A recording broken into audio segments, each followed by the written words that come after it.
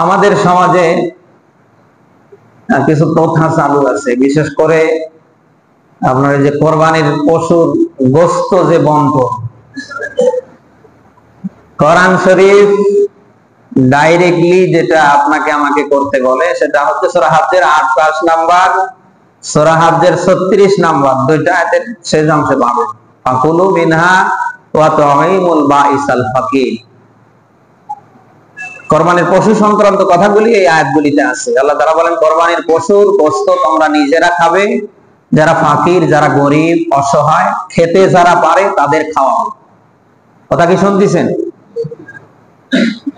এখন আমাদের সমাজে চালু আছে কোরবানির পশুর গোশতকে ৩ ভাগ করা, ১ ভাগ নিজের জন্য, আর ১ ভাগ আত্মীয় স্বজনের জন্য, আর ১ ভাগ ফকির মিসকিনের জন্য। এটাও রাইট আছে। তো সব আলেমরাই কিন্তু এই মাসলাটাকে বেশি প্রমোট করেছেন। কথা কি শুনতেছেন? অতএব এই মাসলা বন্ধ করার কোনো অপশন নেই, কারণ এমনও মানুষ আছে ও তো গেট খুলতে চায় না। পরে যখন আমি মাসলা দেব যে কোরবানির পশুর গোশত আপনি সব খাতে পারবেন, বাস্তবেই আপনি কোরবানির পশুর গোশত আপনি সব খেতে পারবেন। আপনি যদি মনে করেন আমি কাউকে দেব না, আপনি খেতে পারবেন, এতে কোরবানি নষ্ট হবে না। কিন্তু এই কড়াকড়ি ভাবে যদি মাসলা দিয়ে ফেলি, যে লোক গেট খুলতে চায় না ও কি এই এশারের আগ পর্যন্ত আরো দরজা খুলবে? হ্যাঁ, এই জন্য মূল মাসলা হচ্ছে কোরবানির পশুর গোশত আমরা নিজেরা খাবো, অপরকে খাওয়াবো।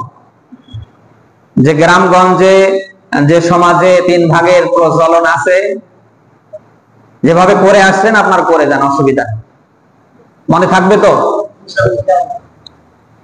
আমরা খুব খেয়াল করছি এই বিষয়টা নিয়ে, এবং আমরা সবাই ওই দিনে খুব খেয়াল করব যতটুকুন আমাদের খাওয়ার দরকার, রেখে দেওয়ার দরকার, আমরা ততটুকুন বাদে বাকি সব গরিবদের মাঝে বিলিয়ে দেব। পারবেন তো?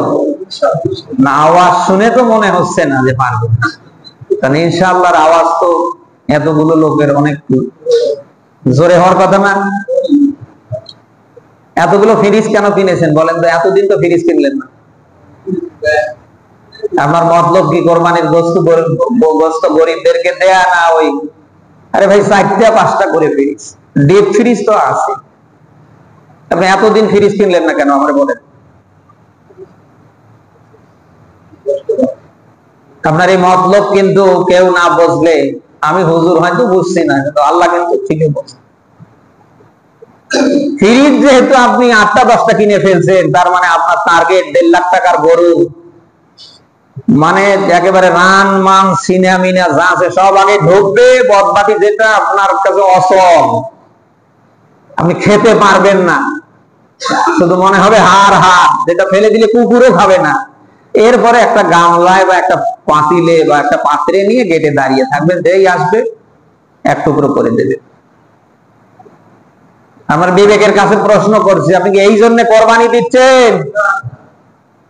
ইব্রাহিম আলাইহিস সালাম যদি আল্লাহর খুশির জন্য তার কলিজার টুকরো সন্তানের গলায় ছুরি চালিয়ে দিতে পারে, আপনি ১.৫ লাখ টাকার গরু ঈদুল আজহার নামাজ শেষ করে আপনি জবেহ করলেন, আপনার জন্য কিছু রেখে বাকি আপনি কেন পারছেন না আল্লাহর দিকে তাকিয়ে গরিবদের মাঝে বন্টন করতে?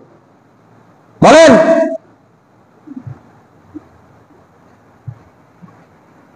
দুনিয়া চিরদিন না, এটা থাকার জায়গা না, থাকতে চাইলেও থাকতে পারবেন না। যা করছেন একটু চিন্তা ভাবনা করে করেন, হিসাব কিন্তু দেয়া লাগবে, ছাড় নেই।